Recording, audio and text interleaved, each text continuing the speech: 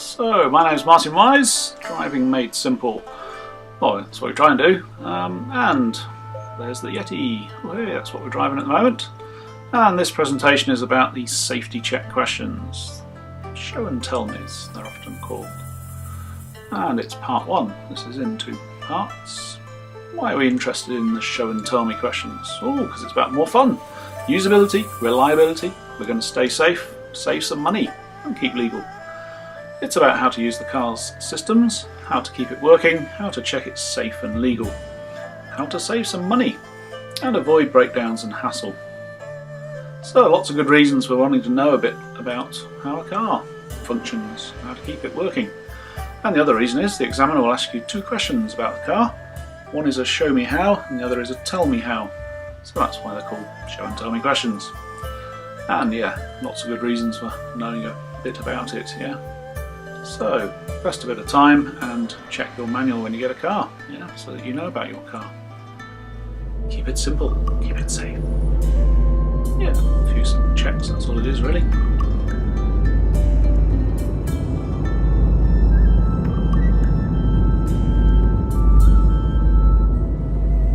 And the key point here is you don't have to be a mechanic. It's not that complicated. Yeah, it's just some fairly straightforward basic checks.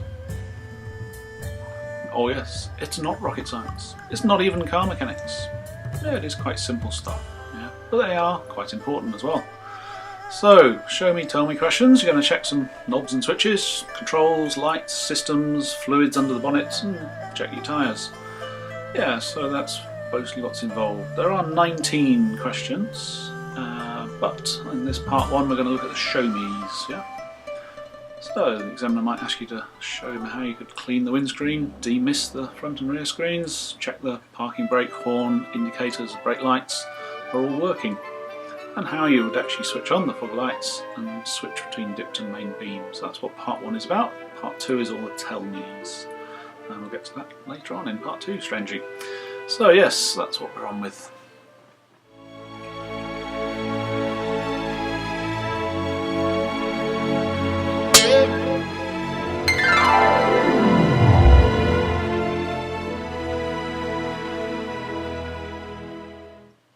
And it's also worth thinking about why some of these things are important. So the first one we're going to look at, windscreen washers. Well, why would you want to worry about that?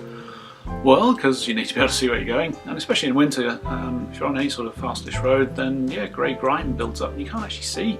It's actually really important that you can see well, and without it, yeah, you'd actually have to stop. So the examiner may well ask you to show me how you would clean the windscreen using the washers and wipers. You will need to turn the ignition on, but don't start the engine. Pull the wiper arm towards the steering wheel for a couple of seconds and it'll get on and do it. And you don't need to show him how to do the rear ones, yeah? It's just asking you about the front ones. And you may not have used the windscreen wipers very much, depending on how many lessons you've done and what the weather's been like. Yeah, if you push the wiper arm down once, it'll do one wipe. Sorry, if you push it down, it'll do one wipe and spring back.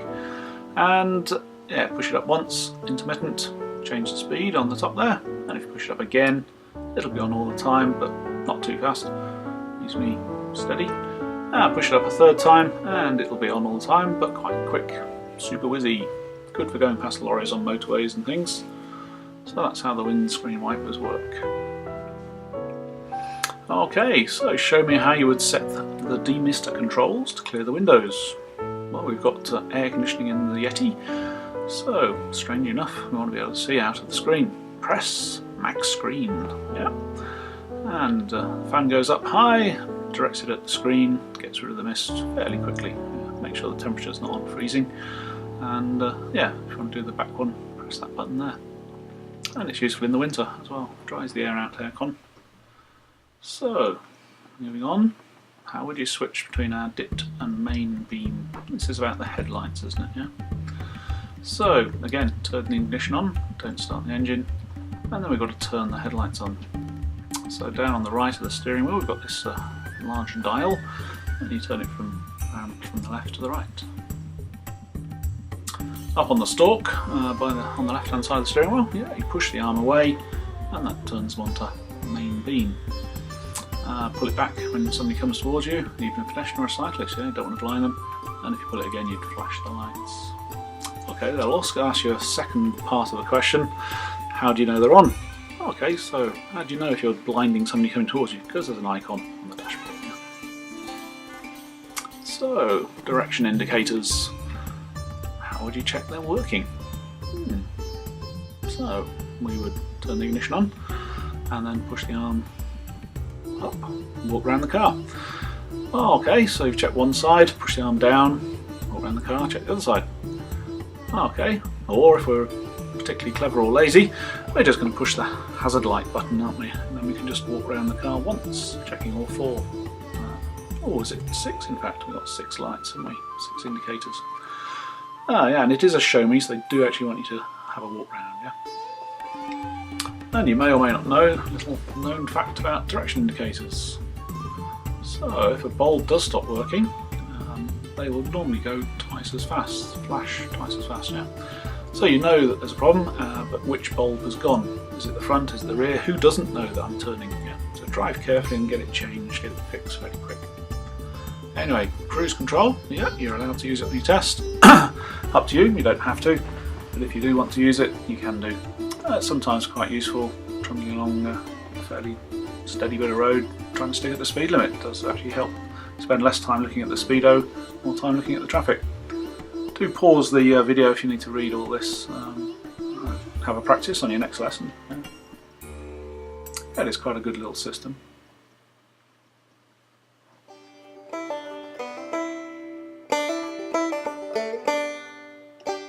So there is quite a lot going on these two arms, aren't there? By the steering wheel, we've got cruise control, we've got our main and dip headlights, we've got the indicators, a little parking light function, we haven't talked about that today. Windy wipers, from intermittent to super whizzy, and windscreen washers, front and back. Yeah, all sorts of things going on. What power you have in your hands, yeah. So moving on, the parking brake. How would you check it's not worn out? How do you check it's working normally? So don't let the car roll, press the foot brake. Then just put the handbrake down and put it back on. And just explain that you can feel it tightening the brake, and the little button ratchety thing stops it from going down again. And it shouldn't go all the way up, it shouldn't just be loose, should it? Yeah. It should feel normal. So just explain what normal is. Yeah. How would you check the brake lights are working? And I can assist. So turn the ignition on. Yep, press the brake. Ask someone to check, so ask the examiner to go and check, yeah? Or you could use reflections in a garage door or window or something, yeah? But on your test, ask the examiner to go and check. Yeah? And again, it's a show me, they do actually want you to do this. Oh no, it's going foggy! I can't see anything! There's something out there. Aha! It's the fog. Yeah, we use our eyes an awful lot in driving, don't we? So when you can't see anything, it can be quite scary. Yeah, it's quite strange. So it would be important to know, when you hit the fog, how you turn your fog lights on. Yep, so first job, turn the ignition on. Obviously when you're driving along, that'd be on, wouldn't it? But then, yes, turn your headlights on. That would be a good first stage, wouldn't it, before putting your fog lights on. But then, yeah, pull the knob towards you, pull it out, and that turns on your fog lights. And on the dashboard, yeah, you'll get some icons about the rear one and the front. Not all cars have front ones, all newish cars certainly do have rear ones, quite a number of years. And a supplementary, explain when you would use them. Well, when it's foggy, gov. Yeah, and tell you how when it clears. Technically, fog is 100 metre visibility. Next to the headlight dial are these two little dials over here. Just so you know, if you've got a heavy load in the car, lots of people, lots of stuff in the back, then your headlights will probably point up a bit, so you can just adjust where they point, yeah? So check out your manual for what you should set it on if you've got 4 people and some cement in the back or whatever. The one on the left just does the brightness of the dashboard itself. Doop-de-doo! The horn, yes. That's the concept, I think, because there's our historic looking icon. But that's the reality under the bonnet. It's a little electromagnetic thingy bob. Makes a noise. Yeah, so this should be one of the easiest questions, shouldn't it? Show me how you would check the horn is working. Well, just press it. Yeah, but you will need to turn the electrics on. Where is the switch for doing the horn? Oh, there it is, look, on either side of the centre bit of the steering wheel. Yeah, so somewhere press around about where the icon is. It doesn't have to be exact, just somewhere on the side there. And we should only really use it to warn people about presents, shouldn't we, unless we're off the public highway. So there we go, that's all the things, all our show me questions, yeah? Part 2 is the tell me's. Yeah, have a look at any car that you've got access to and check it out. Oh, and another thing, if any of these warning lights did come on, yeah, what do they mean? So look in your manual, and here's the page, or part of the page from the Yeti manual. It tells you what these little icons refer to. And they're all different colours, aren't they? So what do the colours mean, I wonder? So strangely red is probably more important than green, just like the traffic lights. And it's worth noting that not all systems are in all cars, so you may or may not have any or all, or some of these in your car. Obviously, if we know what they mean, that's fine, but what do I do if they come on? Yeah, so go and check your manual, but generally, red is danger or very important, yeah? Something that you need to sort out pretty quick. If it's the oil light going red, you want to stop, and yeah, you may need some assistance, even a tow truck perhaps. Yeah. Yellow, probably not quite as important, but caution, yeah, take note and get it fixed pretty soon. And green and blue, very positive things. Generally they just mean, hooray, it's working, yeah, it's on, yippee. So yeah, but they might do different, all these things might do different things, flash or whatever, yeah, so check out your manual. And obviously if you do break down or something goes wrong, then yeah, what am I going to do? How are you going to cope and how are you going to get home? Spend a bit of time one evening just thinking, what if? You know, when I'm out there on my own, in my car, having passed my test, what am I going to do if suddenly the car doesn't do what I think it should do? How am I going to get home? Anyway, check out part 2. That's all the tell me questions, yeah. Tell me all about it. And check out the website. I've got a few more bits of information here and there. Anyway, hope that was useful. Feel free to watch it again if you need to. And yeah, check it out on your next lesson with me. Go through any switches and dials you're not sure about. Okay, because there's quite a few, isn't there? And it's worth making sure you're happy with it. It's good to get off the good start on your test by answering the questions correctly, isn't it? And let's get that test passed. Woohoo! Okay, catch you later.